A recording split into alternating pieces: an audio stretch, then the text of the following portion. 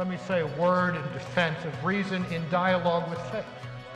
Because faith is that proof. Faith unites us to that substance. But reason, in order to realize its full potential, needs the horizons revealed by and truths contained in the faith. And not just any faith, but the Catholic faith.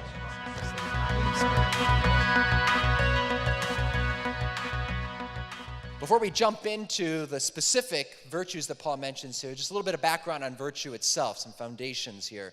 When a lot of people talk about morality today, they tend to not talk so much about virtue. They talk about another V word. What V word is that?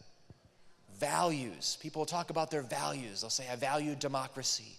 I value freedom. I value education. Politicians will talk about family values. And that's all fine and good, but it's not enough. Because we could have the best values in the world, but if we don't have virtue, we will not be able to put those values into practice. When I ask my students in the classroom if they value good grades, most of them will raise their hand, and they better if I ask that question. But then I ask them, well, how many of you consistently get good grades? You may value it, but do you actually live out all that you need to do to get those good grades? Or I'll ask people on a retreat, I may say, how many of you value prayer? And they'll say, oh yeah, we value prayer. But how many of us are consistent in our prayer life? Do we have the habit, the virtue of prayer? Or at a marriage conference, I might ask the couples that are there, how many of you value their spouse? And they all raise their hands, so they're going to get a big elbow, right? So how many of you value your spouse? I'll ask that to all of you. Those of you that are married here, how many of you value your spouse? How many of you have done something in the last couple weeks to hurt your spouse? Or maybe neglect your spouse?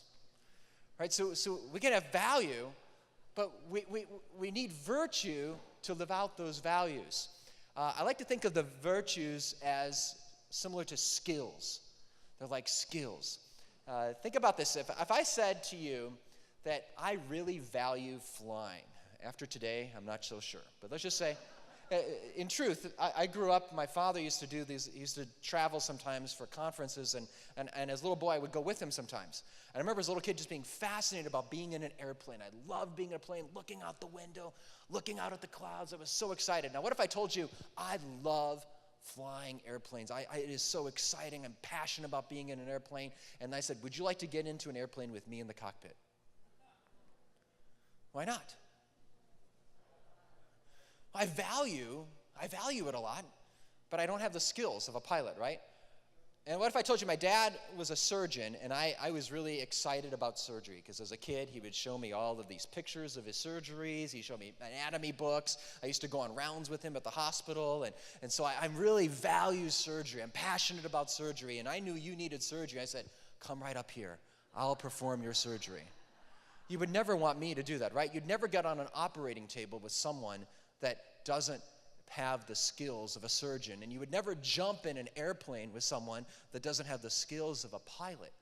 But how many people today will just jump into friendship, dating relationships, marriage, without ever asking the question of virtue?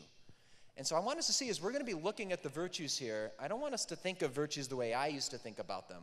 I remember hearing about virtues in catechism class, and I had, I think, a warped perspective. I used to view them as just nice things you do if you're a Catholic. They're like badges you get to be a good Boy Scout for Jesus. Humility, patience, purity. These are just nice things to do. We have to see, the virtues in Paul's letters, this is going to come out, are necessary if we take on the virtues of Christ. And that is what's going to help us to live our relationships well, to live our marriages well, to live our family life well, to live in community well, to live in the body of Christ well. Now, last little point here is the definition of virtue itself. According to the Catechism 1803, virtue is the habitual disposition to do the good. It's a habitual disposition to do the good, and we do it with ease, we do it promptly, we do it consistently, and we do it with great joy.